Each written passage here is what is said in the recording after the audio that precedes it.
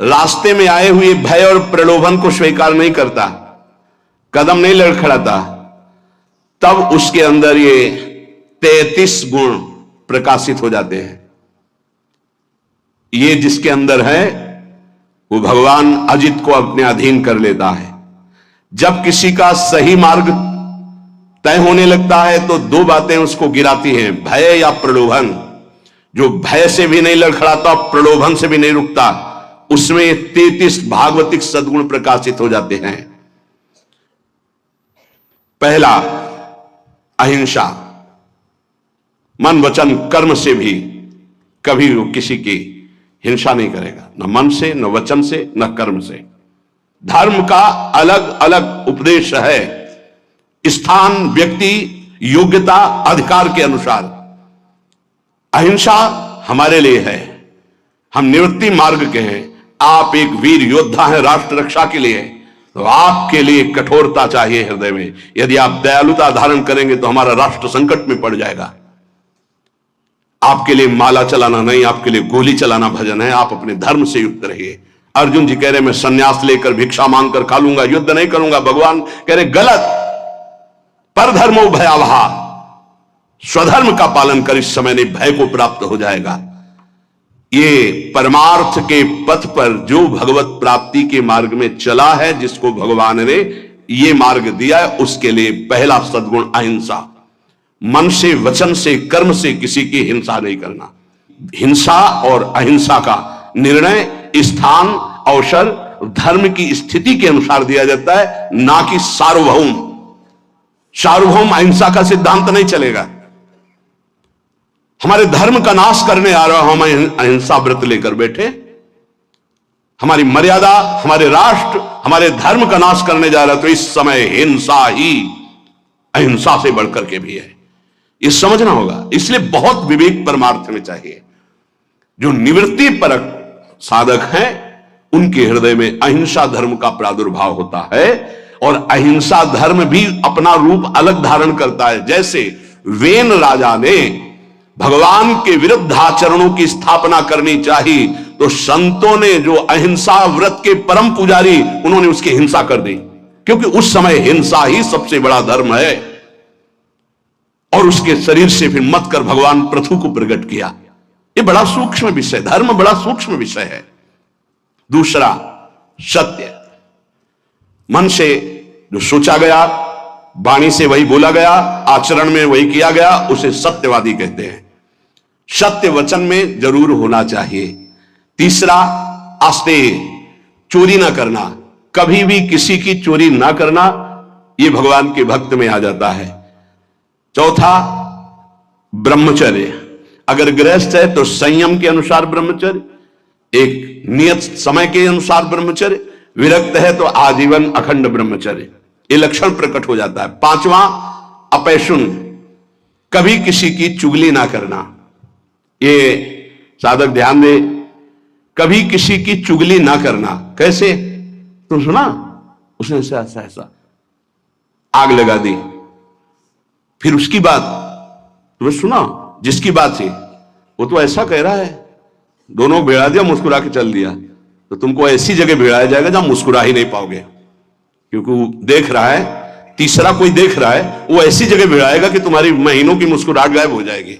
होश में नहीं, किसी की भी चर्चा नहीं करनी, इनकी बात उनसे कहना, उनकी बात उनसे कहना, इसे चुगली कहते हैं।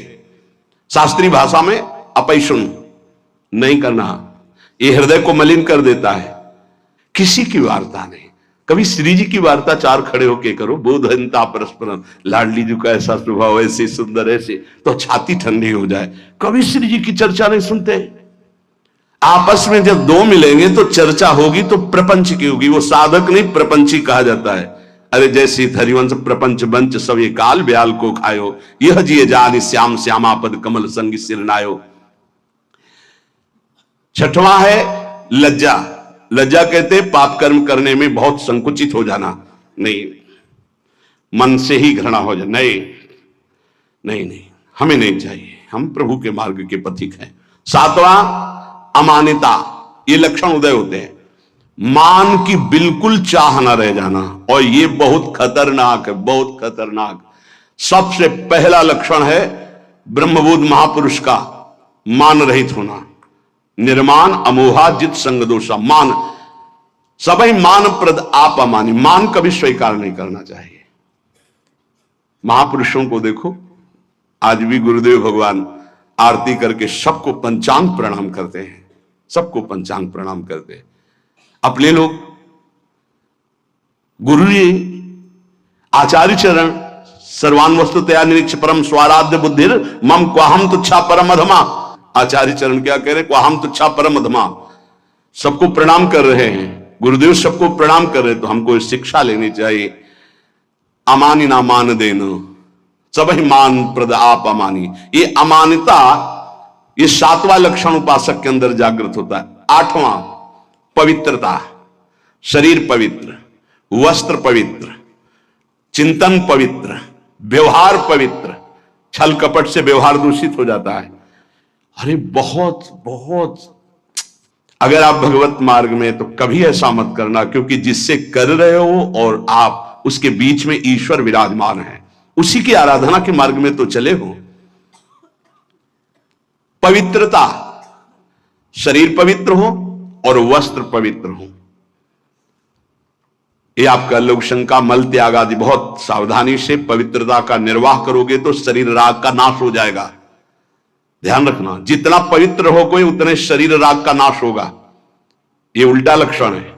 शरीर को पवित्र रखना, शरीर राग का नाश। शरीर को अपवित्र रखना, अत्यंत ममता आसक्ति शरीर से हो जाएगी। देखो, इसलिए अत्यंत ममता आसक्ति शरीर से है। 9वां संतोष। जैसी परिस्थिति प्रभु ने दी उसमें राजी रहना। जोई जोई प्यारो करे सोई मोहि भावे। कोई चाह ना रखना, ये संतोष धन है। इसी से सारी कामनाएं नष्ट हो जाती हैं।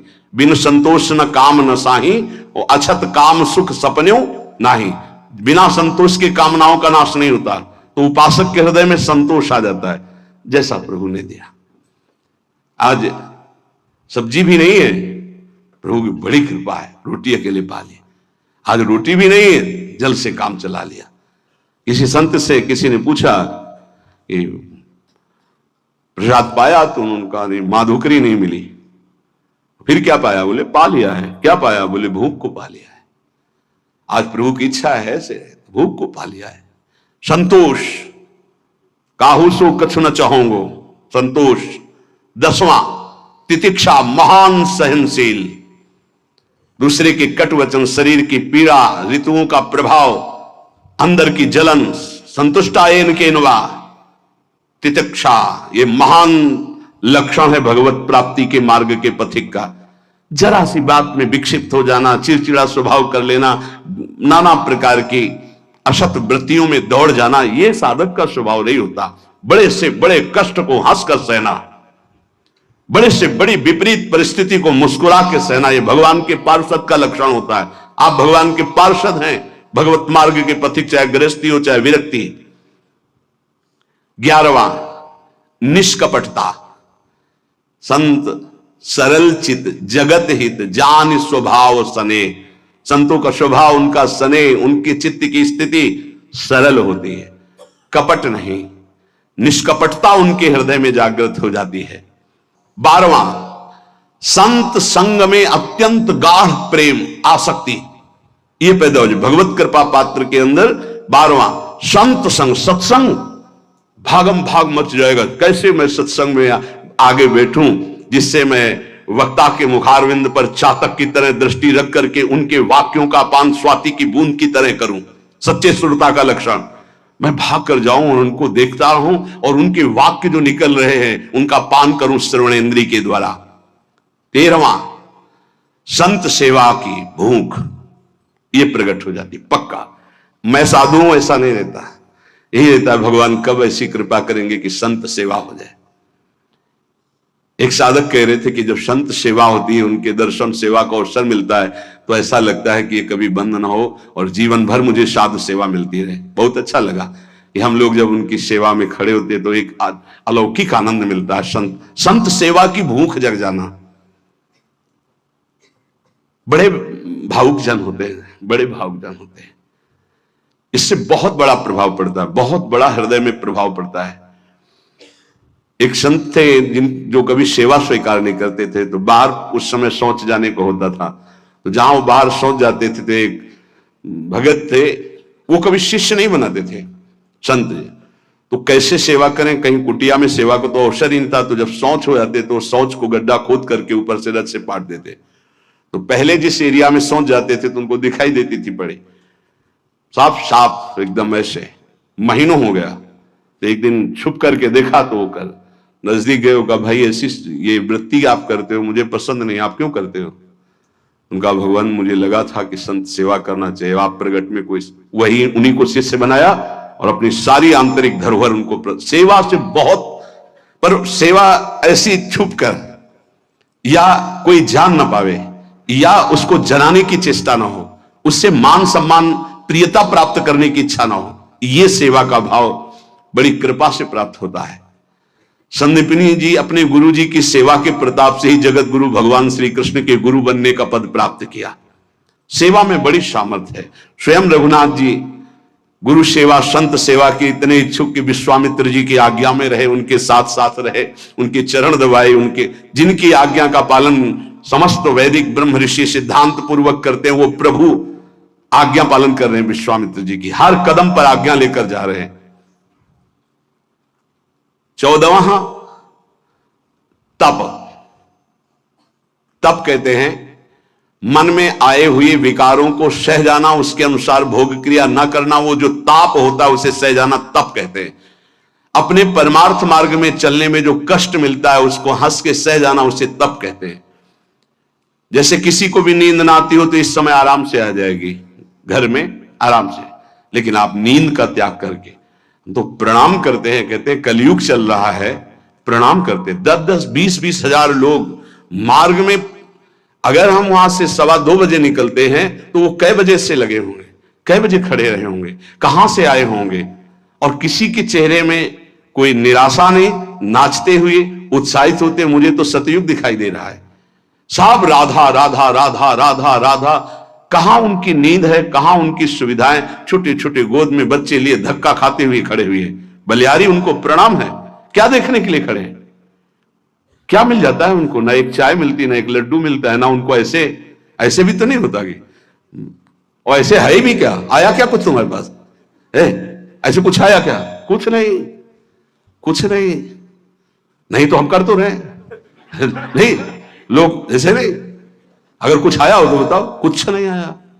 राधा राधा राधा आया, बोलो या ना बोलो, राधा राधा राधा कान में आया, श्रवण में सुना, तुम्हारा मंगल हो गया। कैसे भगवान की कृपा पात्र जन हैं। अपने तो संत नहीं है, संतों की चरण धूलि के आश्रित हैं। वो केवल संत दर्शन मात्र के लिए दूर दूर से गाड़ियों से आकर के रोड में खड़े। आप सच्ची मानिए, जब दृश्य देखिए वहां पार्क उधर से जब मुड़ते हैं तो दोना पत्तल कीचड़, जहां कूड़ा है वहां वो खड़े हैं, तो उनके चरणों में मन प्रणाम करता है कि उनको ये नहीं कि मैं कीचड़ में घुसा खड़ा हूं या ये अशुद्ध दोने पत्तल उनके ऊपर खड़ा हूं, वह कहीं से भी दर्शन हो जाए मैं खड़ा हूं, प्रणाम है। तप, अपने धर्म के पालन में जो कष्ट मिलता है उसको सहना। अपने धर्म के पालन में जो कष्ट है उससे, जैसे आप संयम से चल रहे तो काम वेदना जागृत हो रही, कोई आपको कट वचन कह रहा तो क्रोध वेदना आ रही, आप अपने परिवार के मोह का पोषण नहीं कर रहे तो मोह जला रहा है, आपके पास अर्थव्यवस्था नहीं तो लोभ आपको सता रहा है। कई तरह की ऐसी वेदनाएं ताप हैं, पर साधक उधर ध्यान न देते हुए वो भगवान की तरफ बढ़ता, उसे ही तपस्वी कहते हैं। भारी तपस्या इसे कहते हैं। 15वां स्वाध्याय, अपनी वाणी जी का गायन और शास्त्र सिद्धांतों का स्वाध्याय। ये अगर आप नहीं भी करते हैं तो सुनने को मिल रहा है आप सबको। स्वाध्याय करने की रुचि बढ़ जाती है। देखो, जिनका हृदय अपवित्र है, जब वाणी जी होगी यहां बैठेंगे नहीं, यहां नहीं बैठेंगे, आपको बाहर मिलेंगे, क्योंकि मन बर्दाश्त नहीं कर पा रहा वाणी जी के श्रवण में। और जिनका मन निर्मल है, शांत वाणी जी में दृष्टि, उधर गायन हो रहा, कान में पड़ रही, अहो भाग्य, बैठे रहो, ये बंद करो, जो उद्दंडता है मन की बंद करो। सम दम, सम इंद्रियों को बहिर्मुख होने से बचाओ और अंतर्मुख रखो। दम मन का निग्रह करो, मन जो भोगों की तरफ जा रहा है उसे प्रभु की तरफ लगाओ, बार बार हटाकर भोगों से प्रभु की तरफ लगाना मनोनिग्रह, और इंद्रियों को विषयों से हटा करके बार बार प्रभु की तरफ लगाना इंद्रिय निग्रह। शम दम, दान विनय, ये 17वां दान। अगर आपके पास 100 रुपए हैं, किसी को बीमार देख रहे हो, कष्ट में देख रहे हो, या साधु सेवा या गौ सेवा जो हमारे धर्म के स्तंभ है, अगर 1 रुपए भी दे देते हो धर्म की कमाई का तो बहुत बड़ा दान है। बेईमानी करके आप 1 लाख देते हो, उसका कोई महत्व नहीं है, क्योंकि वो बेईमानी करने जिसके पास जाएगा उसकी बुद्धि को भ्रष्ट करेगा। धर्म के द्वारा कमाया हुआ यदि 1 रोटी भी दे देते हो तो वो दान माना जाता है। और अगर कहीं ये मानकर दे देते हो कि आपकी वस्तु आपको समर्पित, तो सेवा बन जाती है। विनय, आपका व्यवहार विनय पूर्वक होना चाहिए। सबहि मान प्रद आप अमानी, विनय इसी में आएगा। हंस बोले बहुमान दे, तरुषम सहनशीलता होए, परम उदार कहे सब कोई, सोच नमन कबहू करे। कब? जब वृत्ति भगवदाकार हो जाए तब। नहीं, पहले प्रवचन में कहा है कि नारियल जैसा स्वभाव होना चाहिए, ऊपर से जटिल और कठोर और अंदर से मृदु। अगर ऊपर से मृदु रखोगे तो घायल हो जाओगे। तुम्हारी सामर्थ्य नहीं कि माया के आक्रमण को सह पाओ। एक बार जो तुम्हारी तरफ देखे दोबारा प्रियता भरी नजर से ना तुम देखो ना वो देखे, जब तक भगवत साक्षात्कार। इसीलिए उत्तम साधकों को देखा गया गंभीर मुद्रा, हिम्मत ही नहीं पड़ेगी कि तुम उनसे संभाषण कर लो। पक्का तुम्हारी हिम्मत नहीं पड़ेगी कि बात करो। अगर तुम्हें श्री हरिवंश भी कहना तो एक बार सोचना पड़ेगा, वही जाकर सिद्धावस्था को प्राप्त होते। पहले ही व्यवहार में विनम्रता और हंस बोले बहुमान दे, तो तुम्हारी सामर्थ्य नहीं कि तुम व्यवहार के प्रेम को बचा पाओ। विनय। 18वां आर्जव। आर्जव कहते हैं सरलता को। अंदर की सरलता बहुत उत्तम है, बाहर की कठोरता अति आवश्यक है साधक के लिए। बहुत जरूरी है। अगर बाहर से सरल हुए तो धोखा हो जाएगा। ये इसीलिए शास्त्र अनुभवी जिज्ञासु तभी ले पाएगा जब अनुभवी मिलेंगे, नहीं तो शास्त्र को सरल होना चाहिए। तो कैसा सरल होना चाहिए? बहुत सावधान हृदय सरल होना चाहिए, बाहर बहुत विवेक पूर्वक। बिल्कुल कोई ऐसा सरल नहीं है कि साधक से आप संभाषण कर लें, ऐसा स्वभाव बनाना चाहिए। सरल हृदय, संत सरल चित्त। जरा शब्द पर देखिए, सरल चित्त, चित्त में सरलता हो, व्यवहार आपका निष्कपट निश्चल और व्यवहार थोड़ा शुष्क हो। कब तक? जब तक भगवत प्राप्ति न हो जाए। नहीं तो अगर शुष्क नहीं तो फिर रस में मक्खियां भनभनाने लगेंगी। आंतरिक रस बढ़ाओ, बाहर शुष्क रहो। जब बाहर ठाकुर जी श्री जी आदेश करें कि अब बहने दो रस की धारा, तो वो फिर संभाल लेंगे। 19वां दया। दया बिना साधु कसाई, दया करी तो आफत आई। ये उड़िया बाबा के वचन है। दया बिना साधु कसाई, दया होनी चाहिए, लेकिन वही दया तुम्हें मुक्त करेगी, वही दया तुम्हारे अंदर होनी चाहिए। दया का उल्टा क्या है? याद। भगवान की याद भुला दे, ऐसी दया कभी मत करना जैसा भरत जी ने किया। भरत जी ने दया किया, वो ममता साथ में जोड़ दी, भगवान का भजन छूट गया। अगला जन्म हिरण का बने तब भजन शुरू हुआ। दया करनी है, पर दयालु भगवान का स्मरण करते हुए जो दया हो जाए, ऐसी दया नहीं करनी कि भगवान का स्मरण छूट जाए और हम फंस जाएं उस दया में। बहुत ऐसी जगह है जहां दया में फंसा जाता है, फिर निकलना बहुत कठिन होता है, भगवान ही निकालते हैं। दया। और 20वां है प्रबल श्रद्धा। एक होती श्रद्धा, हमें आप पे बहुत श्रद्धा, प्रबल श्रद्धा। किसी के कुछ भी कहने पर भी हमारी श्रद्धा में कोई फर्क नहीं है, कुछ भी। जैसे श्री बलि जी की प्रबल श्रद्धा श्री भगवान पर। गुरुदेव कह रहे हैं कि इनको 3 पग देने को कहा है, तुम्हारी सारी संपत्ति नष्ट हो जाएगी, ये तुम्हें 1 इंच जगह नहीं छोड़ेंगे। ये त्रिभुवनपति भगवान हरि है, वापस ले ले संकल्प, मैं कह रहा हूं। प्रबल श्रद्धा, गुरुदेव की बात नहीं मानी। और प्रबल श्रद्धा, शाप दे दिया, जा ईश्वर भ्रष्ट हो जा। फिर भी कोई भय नहीं, संकल्प किया। प्रभु ने अपना विस्तार किया, नाप लिया सब कुछ और फिर डांट लगाई। देखो प्रबल श्रद्धा।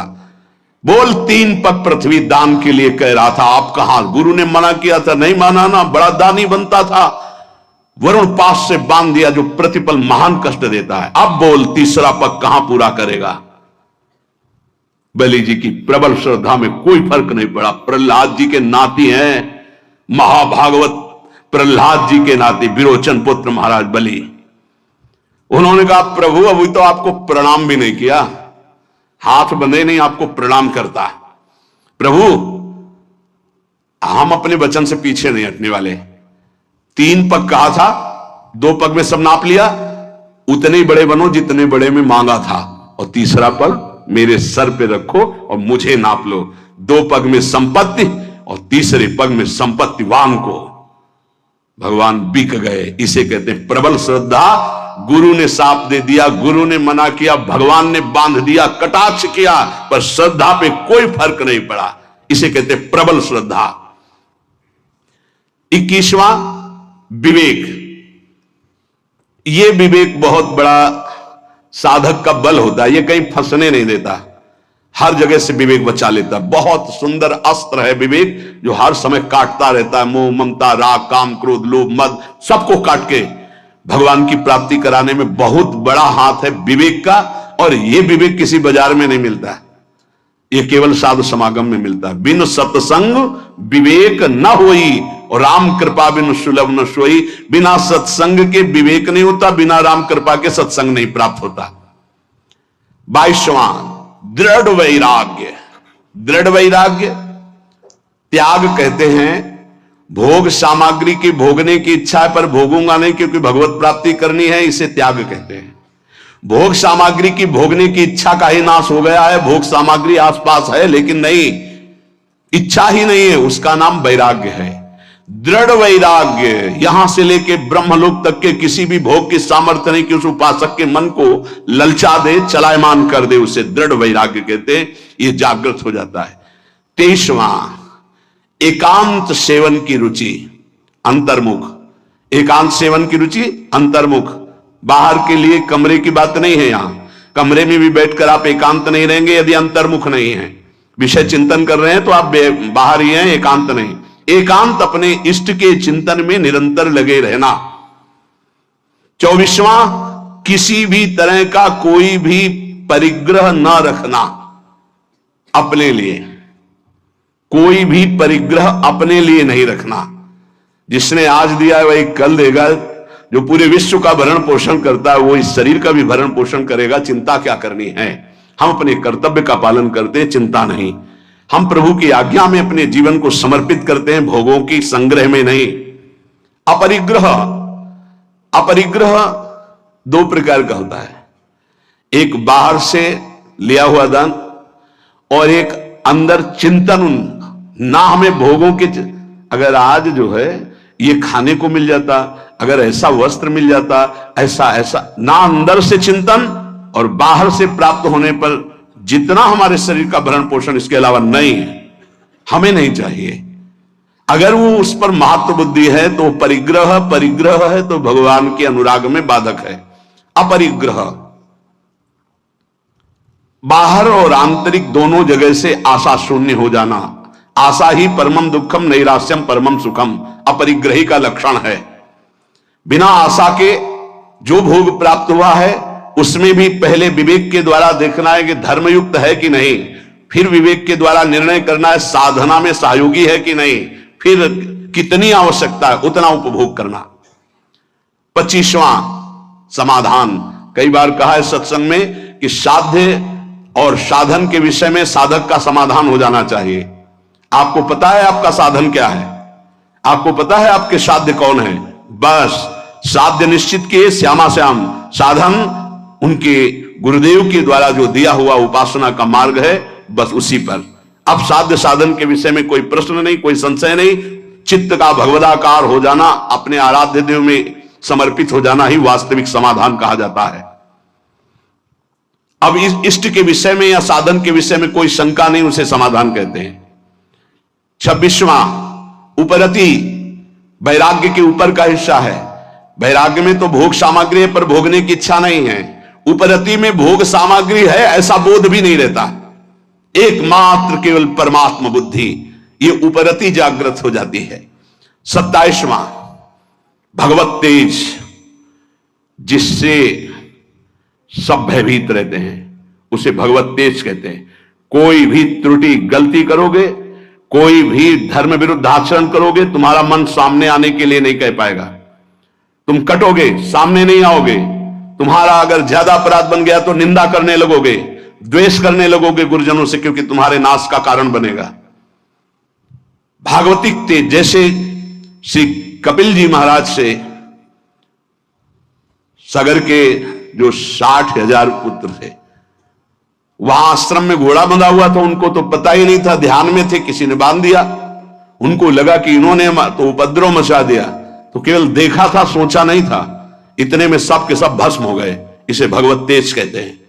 दूसरा भगवत तेज का स्वरूप, घोर विषयी पामर नीच आचरण करने वाले की चित्त वृत्ति का परिवर्तन करके परमार्थ पे खड़ा कर देना, भगवत मार्ग में चला देना, इसको भागवतिक तेज कहते हैं।